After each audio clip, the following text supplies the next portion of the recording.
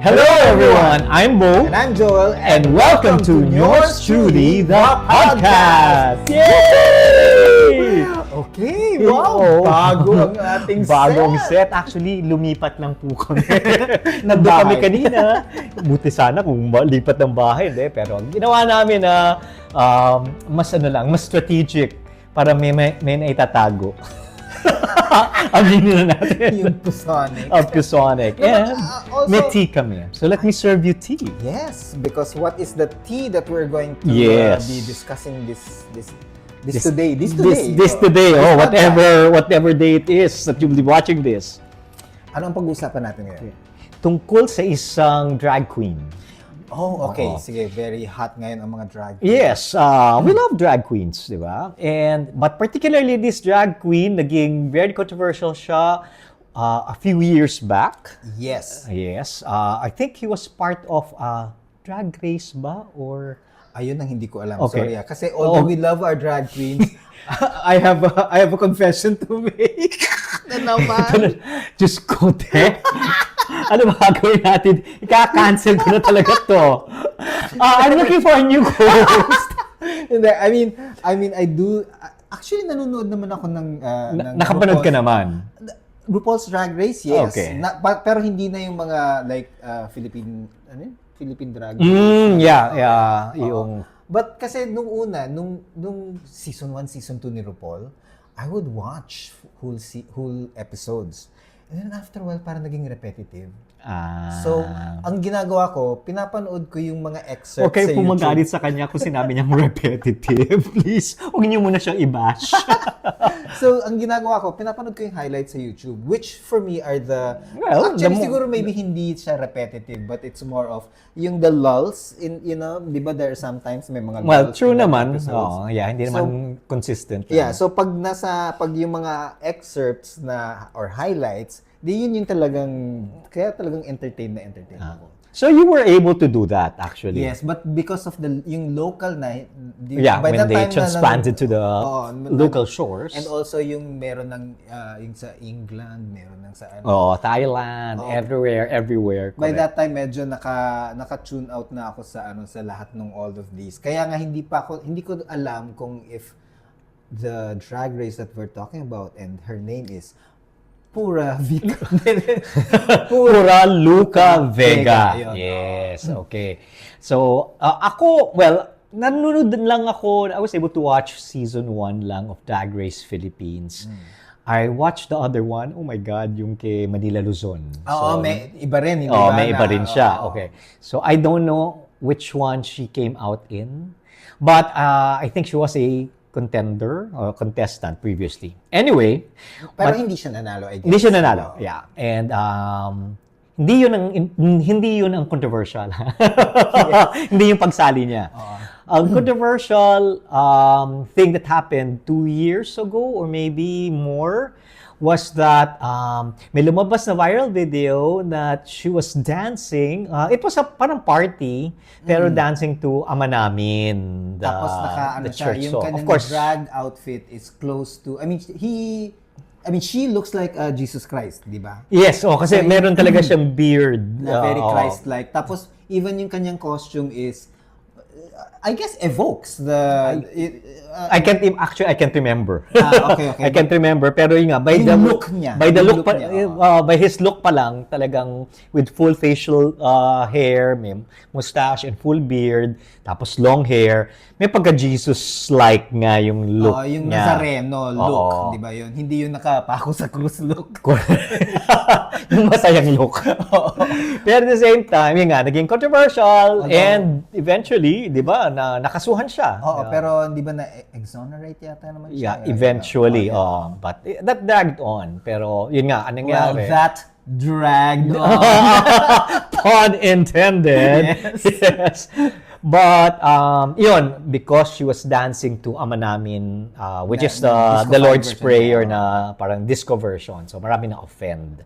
Yeah. Okay. And then, pero kasi yun, medyo tagal na yun. No? Tapos Oo, na. tapos na yun. Ngayon, meron siyang latest. Ang latest naman niya May video na lumabas. Actually, nakita ko lang mga stills. Doon sa stills pa lang, Yes, inaamin photos, ko, na photos, na may nagulat ako kasi she was in drag, naka-ano pa nga siya, naka-gloves pa siya na black. Very shiny, shimmering, splendid. Oh. Very sa drag, kung ano, meron kang drag performance. Correct. Yung outfit. No? And then, she was giving out, well, it looked like, at least ng photo, para siya nagko-consecrate ng Holy Communion. Yeah, the host. The host. The host, hawak So, niya. mukha siyang yung pare. Ano, Mukha siyang pare, even though hindi ko na-notice kung may pare siyang katabi. But definitely, there was the altar, there was the crucifix at the back. Yan. So parang, doon pa lang ako, ano na naman ito? Jesus Christ! Pun intended. Okay. Parang ito lang, ate. Yon. So, naging controversial na naman siya. Although hindi kasing ingay and controversial as yung huli niyang yung 2 years ago. Correct. Actually, at that point, kasi parang there was a time she was even unapologetic about it. Oh, and also kasi parang na TV Patrol pa. Yung ganung klase level. Itong yung second one, parang hindi ko na nakita sa TV Patrol. I don't know. Baka na-feature, pero hindi ganun ka-dragged on. Dragged on na naman! Pun intended! Di ba? It's so punny! Okay, it is a punny episode. And you know that punny is a punny word. Kasi Okay. it's also a pun. Sige, hintay lang niyo yung mga supers ni Joel.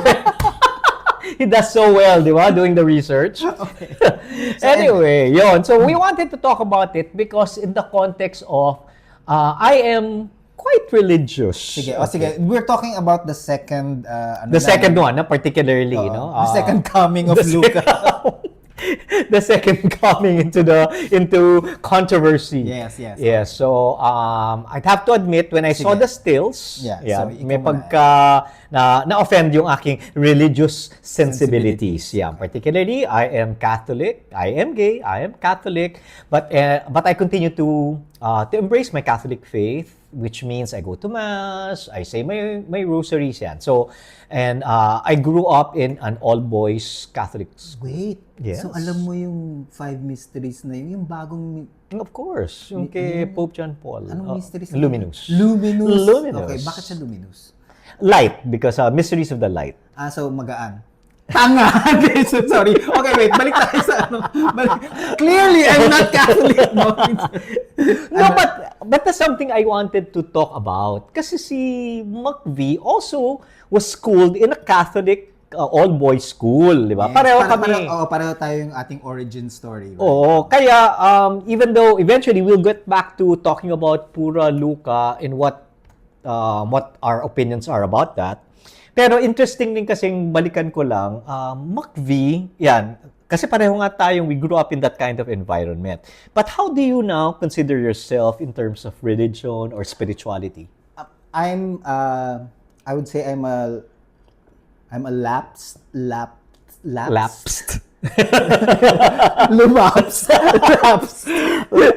Mamaya, meron na naman. Lafang, di ba? That was derived from Lafang. Lafang laps. Okay. So I'm a lapsed Catholic, but I do acknowledge that I'm still spiritual. Okay. Hindi pa naman ako what's this? Hindi pa naman ako atheist. Hindi ka atheist? Hindi ako atheist. Okay. I wouldn't even consider myself agnostic. Okay. Kasi ang agnostic, hindi naman naniniwala. Ay, ano yun? Parang wala siyang pake. Oo, di ba? yun. Care ko. Oo, It doesn't have any bearing on my person. Yung spiritual life niya. Parang wala siyang spiritual life. Hindi Parang, kailangan ng correct, ng spiritual life yun. So I'm still I still have meron akong spiritual aspect to my life. Okay. Although not necessarily na nakatutok sa Roman Catholic religion. Okay. Partially because I was quite disappointed in how the Roman Catholic Church would treat the gays. Okay. Diba yun? So, para sa akin, doon ako medyo nalihis.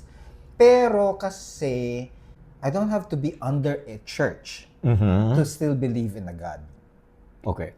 Even if it's the Christian God, di ba? So, I mean, I could have been a Protestant, pero I didn't also want to be sa Protestant.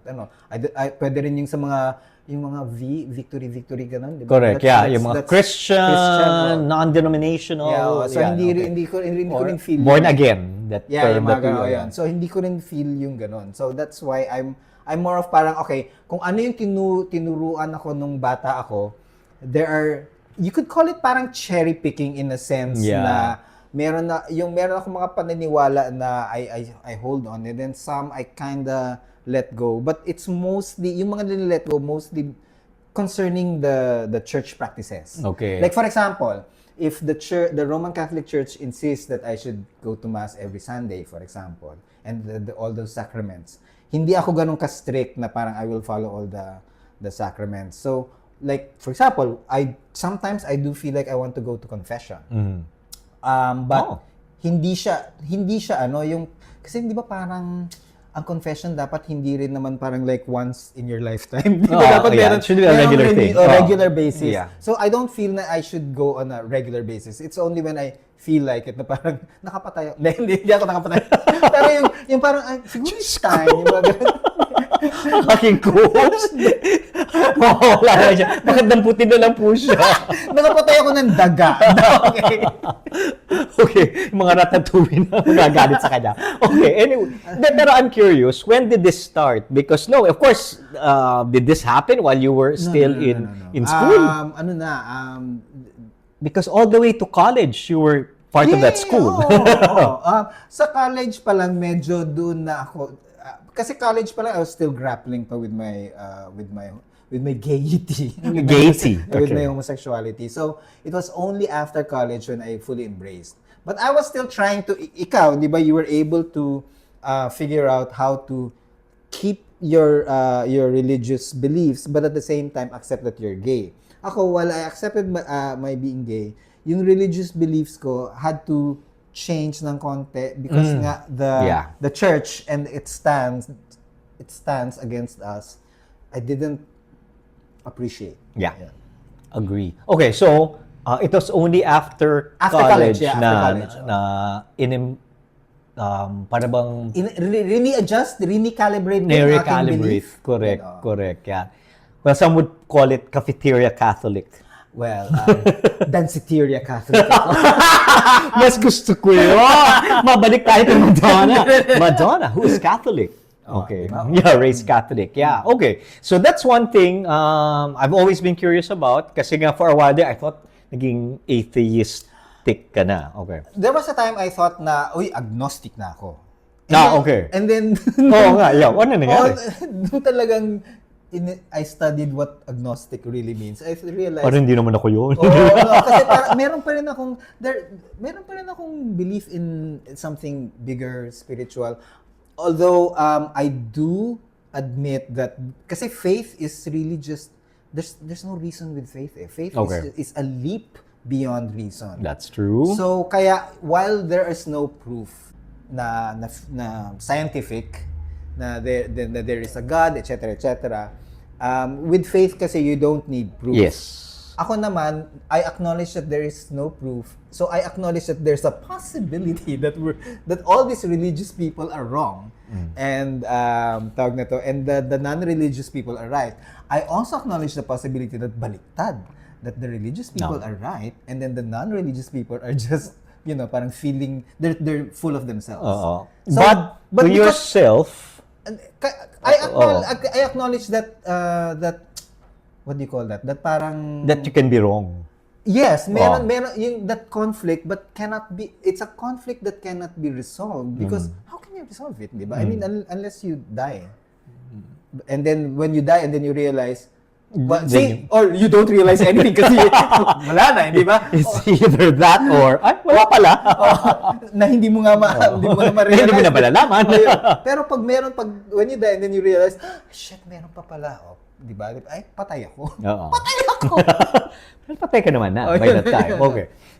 So yun, kaya because there is no proving, I'm comfortable with that discomfort of that conflict na could be and could parang Schrodinger's cat. Schrodinger's cat. Wow! Napaka-taray naman ng physics. The reference to physics. Oh, yun, diba? Schrodinger's cat. Unless you open the box and you observe it, you don't know if the cat is alive or dead. Yeah. So, ako rin naman, since there is no way of opening the box, I'm comfortable with the fact that the cat can either be alive or dead. Okay. So, there's a God or maybe Okay. be a God.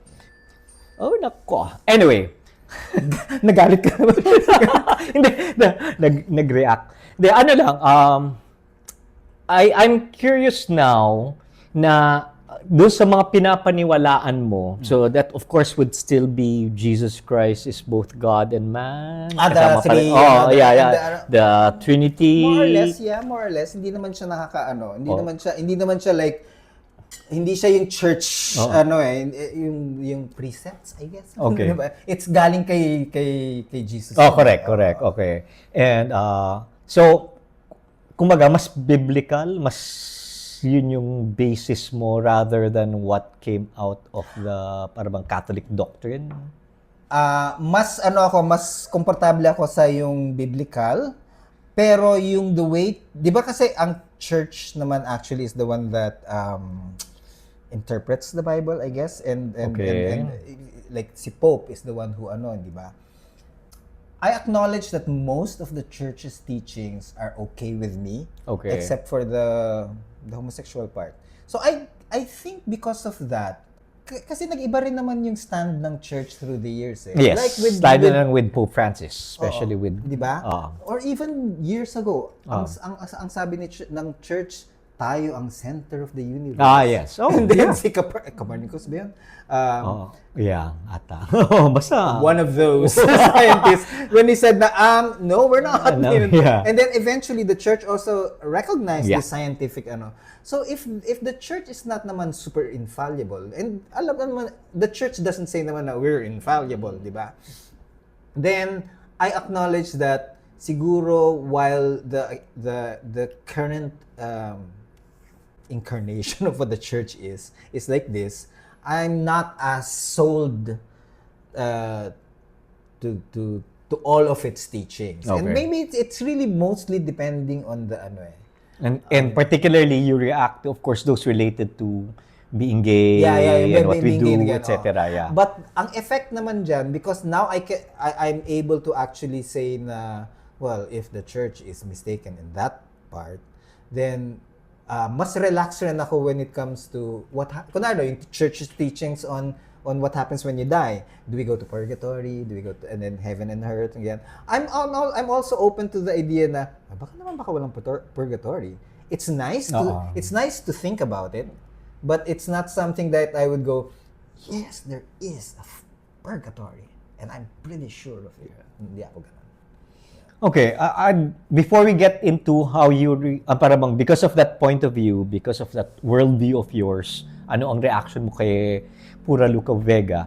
Well, I'd like to expound on my no? Ikaw na muna kasi mukhang klaro naman sa atin and also to the whoever's watching this na you're di ba you said you're Catholic, correct, yeah, your religious sensibilities were affected, so how's that naman kasi? Okay, so pareho tayo, I grew up in that all male Catholic school, kaya I pretty much embraced it, but I also knew and was acutely aware of how the church has always been against homosexuality, or particularly the homosexual act. Diba? Yun yung the sodomy of it and that. So, nakakalungkot na hindi lang yung act, I mean, pretty much you label the entire population of being gay as sinners, diba? But there, I struggled with that all throughout. Even after college, there was so hindi ka nag-sex. I wish. Anyway, pero di ba, may ganun. The classic Catholic guilt, as they say. Di ba? Do I do it? Do I not do it? Yeah. So, pero ang nangyari lang sa akin was, I actually went through a part of my life that I tried to reject. I tried not to believe, hindi na ako nagsisimba. This was maybe shortly after college. Okay. Yan. So, pero napansin ko lang na ang laki-laking hole in my life na hindi ma-fulfill anything else but my Catholic faith. So I had to go back to parang embracing my Catholic faith. Again, despite the fact that I know na ang stand niya against who I am, or maybe what I do, what I like doing, diba, is she's totally against that. So how did you reconcile that? So for me, I'd like to, well, you can again say, call it as siguro rationalization ko na lang. Or cafeteria.